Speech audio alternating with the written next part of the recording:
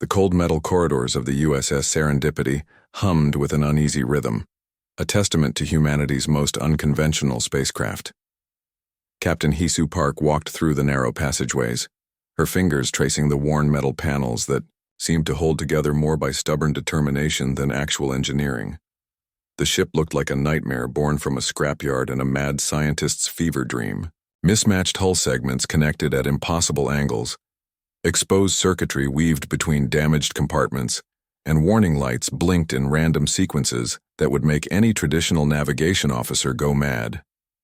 Jae-won Kim, the ship's primary navigator, sat at a console that looked like it had survived 3 different wars and a hurricane. His hands moved across screens that flickered between crisp data and complete static, somehow managing to keep the massive vessel on course. "Captain," he called out, "our port stabilizer is showing signs of, well, I'm not sure what it's showing. It's doing something." Hisu raised an eyebrow. On any other ship, this would be cause for immediate concern. On the Serendipity, it was Tuesday. The vessel had been constructed during humanity's most desperate period of space expansion. When resources were limited and every spacecraft needed to be functional, the engineers had taken functional to mean something entirely different. They didn't build a perfect ship. They built a ship that could survive when nothing else could. Each system seemed to communicate with other systems through a language only they understood. The weapon's cooling mechanism would occasionally help regulate life support. The navigation computer would sometimes assist the medical bay's diagnostic tools. It was as if the entire ship was one massive living organism with its own bizarre internal logic. Yoon-ji Lee, the tactical officer, walked in with a cup of coffee that looked more like a scientific experiment than a beverage. Her uniform was slightly askew, patches barely holding together, much like the ship itself. "We're approaching the outer rim of known human territories," she reported, her voice calm despite the ship's constant, subtle vibrations. The Serendipity had been designed during a period of intense military pressure. Alien civilizations were expanding, and humanity needed something different. Not another sleek, predictable warship that could be easily mapped and defeated. They needed chaos, and chaos is exactly what they created. The ship's core design philosophy was simple: be so weird that no enemy could possibly predict its movements. Traditional targeting systems relied on patterns, on understanding how a ship might move. The Serendipity moved like a drunk butterfly in a hurricane, completely unpredictable. Its weapon systems were equally strange. Laser cannons that could sometimes shoot backwards. Missile launchers that might deploy countermeasures before actually firing. Shield generators that worked best when partially damaged. Hisu remembered the design meetings. Most military strategists had laughed. Some had called it the most ridiculous concept in human space exploration history. But a few, the ones who understood that survival sometimes means being absolutely insane, saw its potential. "Status check," Hisu commanded, more out of habit than actual expectation of a coherent response. J1's screens danced with incomprehensible data. "We're alive, I think. The engine is consuming 30% less energy than it should, but generating 50% more power. Standard physics need not apply." The ship's history was written in its scars. Every dent, every misaligned panel told a story of survival. It had never been the fastest, never the most powerful. But it had always somehow returned home. As they drifted through the vast emptiness of space, the Serendipity continued its strange ballet of mechanical improbability. No alien civilization had yet developed a targeting system capable of predicting its movement. No weapon had been designed that could consistently damage a ship so fundamentally bizarre. Hisu smiled. They hadn't built a warship.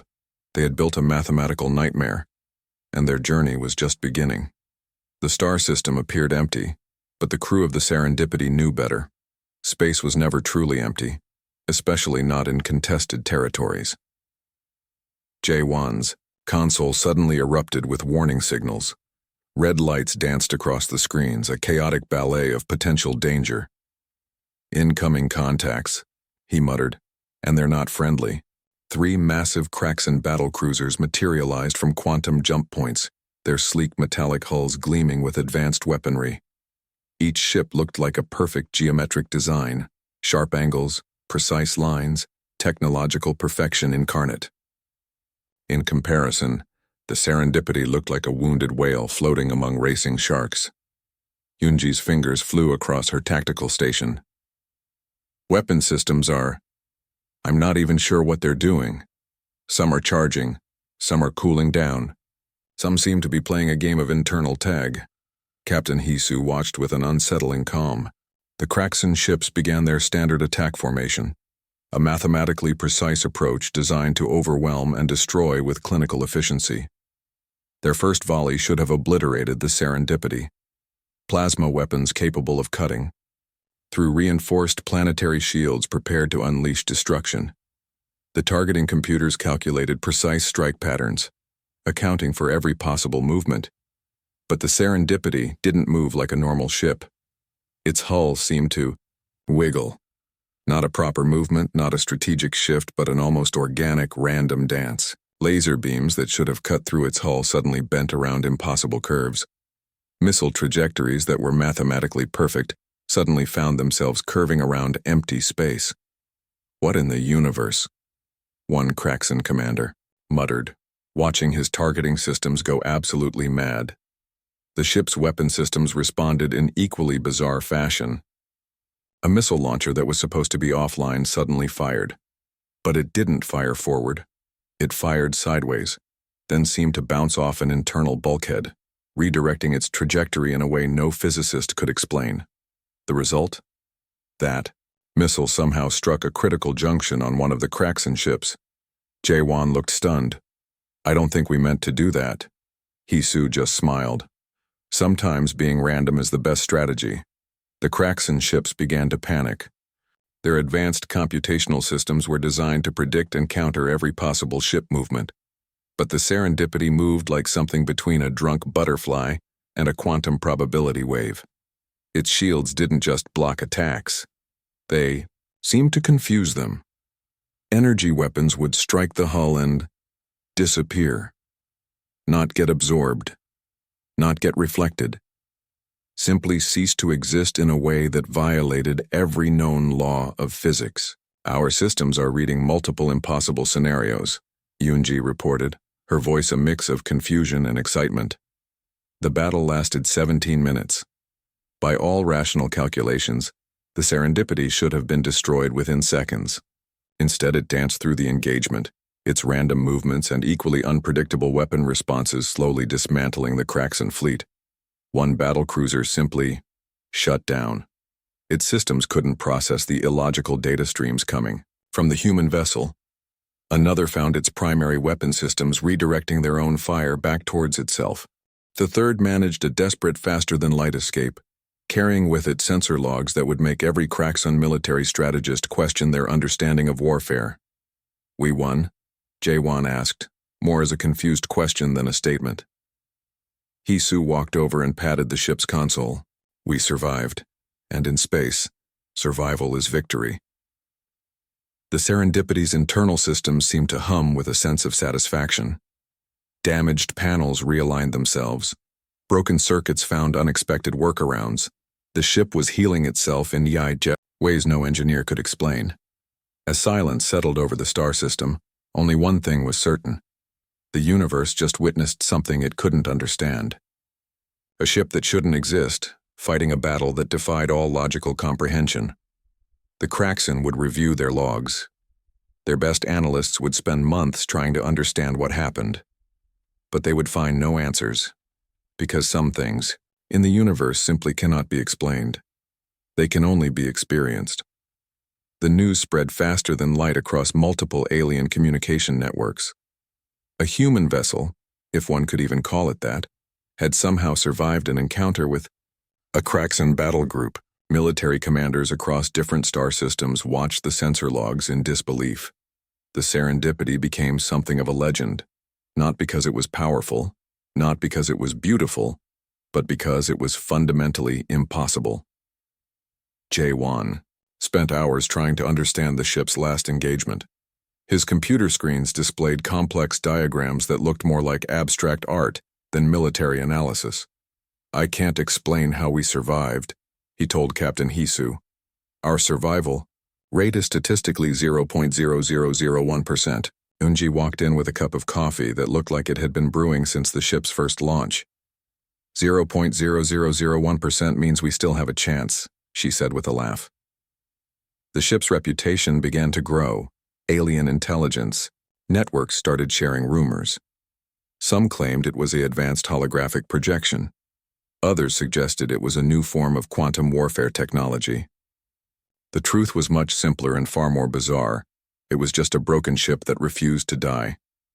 Their next mission came unexpectedly. A critical supply route was under threat from Kraxan interceptor groups. Traditional military strategy suggested sending multiple well-armed vessels. Instead, they sent the Serendipity. The approach was anything but standard. Where normal ships would follow precise navigation corridors, the Serendipity seemed to drift. Its movement looked more like a drunk sailor's walk than a calculated military approach. 3 Kraxan interceptor groups waited in ambush. Their sensors were calibrated to detect the most minute details. They had mathematical models predicting every possible approach vector. The Serendipity approached sideways, not intentionally. It just happened. A minor technical glitch in the navigation system caused the entire ship to shift at an impossible angle. Laser targeting systems went completely mad. Missile guidance computers crashed trying to calculate its trajectory. "Are we even in control?" Jaewon asked, watching the ship move in ways that defied basic physics. Hisu shrugged. "We're moving. That's what matters." The battle lasted less than 12 minutes. The Kraxan interceptors found themselves fighting something that didn't follow any known rules of engagement. Weapons fired backwards. Shield generators created random energy fields. The ship's cooling system somehow became a defensive mechanism. 1. Kraxan commander watching the sensor logs later reported that it looked like the human vessel was having a seizure and winning. Technical reports became increasingly strange. How does a ship survive multiple direct hits by redirecting weapon energy through its kitchen appliance circuits? How does a navigation error become a strategic advantage? The Serendipity wasn't just a ship. It was a mathematical anomaly. Alien. Military academies started studying the sensor logs. Their best strategists found themselves increasingly frustrated. Traditional war game simulations failed completely when trying to predict the ship's movement. "It's like the ship is fighting its own internal war," one alien analyst noted, "and somehow winning against external threats." Internal communication. Logs showed the crew was equally confused. Their mission reports read like comedy scripts. Accidentally destroyed enemy vessel while trying to reset coffee machine. Weapon system misfired. Somehow saved entire supply convoy. Jaewon developed a theory. The ship wasn't just a machine. It had become something more, a living system that adapted faster than any computer could predict. Its random movements weren't a weakness. They were a sophisticated survival mechanism. As word spread, the Serendipity became more than a ship.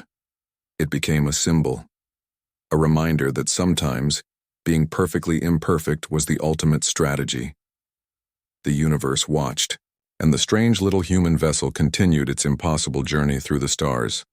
The final battle approached like a storm gathering on a distant horizon. Intelligence reports suggested an impossible scenario. The Kraxan had assembled their entire battle fleet. 50 warships against one broken, seemingly random human vessel. Captain Hisu looked at her crew. Jaewon's fingers hovered over consoles that looked more like abstract art than navigation systems. Yoonji checked weapons that might, or might, not work when needed. "We're outnumbered," Jaewon stating the obvious. "We're always outnumbered," Hisu responded, her voice calm. The Serendipity entered the combat zone like a drunk butterfly entering a hurricane. Its approach defied every known military strategy. Where normal ships would form tight formations, this vessel seemed to float, twist, and move in ways that made no logical sense. Kraxan battle computers began to overheat. Their targeting systems couldn't comprehend the ship's movement. It wasn't just unpredictable. It was mathematically impossible. One weapon system fired completely by accident. A missile launcher that was supposed to be offline suddenly came to life. But instead of heading towards the enemy, it bounced off an internal wall, ricocheted through 3 different compartments, and somehow managed to destroy a critical communication relay on a nearby Kraxan battleship. "Did we mean to do that?" Yunji asked. "We never mean to do anything," Hisu muttered. The battle became a nightmare of chaos. Kraxan ships found their most advanced weapons turning against themselves. Precision lasers would suddenly bend at impossible angles. Missile guidance systems collapsed under the weight of the Serendipity's random energy signatures. It wasn't just a battle. It was a mathematical revolt against the universe's basic understanding of warfare. J1's screen showed impossible data. Shield generators were pulling energy from life support. Weapon cooling systems were somehow generating additional power. The ship was fighting itself and winning, and in the process defeating the entire Kraxan fleet. "Our survival probability is negative," he reported. Hisu laughed. "So you're saying we have a chance?" The Kraxan commander watched in absolute horror. Their most advanced battle computers were crashing. Targeting systems became useless. It was like fighting a living organism that changed its rules with every passing second. One by one, Kraxan ships began to fall. Not through traditional weapon damage, but through complete system failures. Computers couldn't process the random data streams coming from the human vessel. A missile would launch, but instead of hitting its target, it would somehow loop around, pass through 3 different ships, and destroy a critical system in a completely unexpected location. "This is impossible," the Kraxan fleet commander kept repeating. But impossible was exactly what the Serendipity did best. As the battle reached its climax, the ship seemed to be fighting more against itself than the external enemy. Internal systems worked against each other, redirecting energy, changing power distributions in ways no engineer could understand. Yunji watched in amazement as a coffee machine somehow became part of the ship's defensive mechanism. A broken cooling system redirected energy to create a temporary shield. A navigation error became a critical attack strategy. The final moments of the battle were pure chaos. 50 sophisticated Kraxan warships reduced to floating debris, and in the center the Serendipity, damaged, smoking, but somehow intact. "We won?" J1 asked, more in confusion than celebration. Hisu patted the ship's console. "We survived, and in the vast cold emptiness of space, survival was the only victory that truly mattered." The Serendipity had done the impossible. Again. The universe has strange ways of remembering heroes. Some are remembered for their precision, some for their strength. The Serendipity would be remembered for being perfectly, wonderfully broken. News of the ship's impossible victory spread faster than light itself. Military academies across different star systems studied the sensor logs. Alien researchers spent months trying to understand how one single vessel could defeat an entire battle fleet. Captain Hisu found herself called to multiple government hearings. Admirals and politicians wanted explanations. But how do you explain something that defies explanation? "Our ship works because it doesn't work," she would say, watching their confused faces. The Serendipity became more than a ship. It became a legend, a symbol of human unpredictability. Alien civilizations began to fear not the most advanced human technologies, but the potential of complete randomness. J1 discovered something fascinating during his post-battle analysis. The ship's survival wasn't just luck. It was a complex system of controlled chaos. Every technical failure became a potential weapon. Every system malfunction could save their lives. Engineers tried to reverse engineer the ship's design. They failed spectacularly. The more they tried to understand its systems, the more confused they became. It was like trying to catch smoke with a net. "We didn't build a warship," one lead designer explained. "We built a mathematical nightmare." The ship's legacy transformed human military strategy. Traditional warfare relied on precision, on predictable movements. The Serendipity proved that sometimes being completely unpredictable was the most powerful weapon. Alien intelligence networks began to change their approach. How do you defend against something that doesn't follow any known rules? How do you target a ship that might accidentally destroy you while trying to make coffee? Yunji found herself teaching at military academies. Her lectures became legendary. Perfection is predictable, she would tell young cadets. Chaos is survival. The serendipity continued its service, each mission adding to its growing mythology.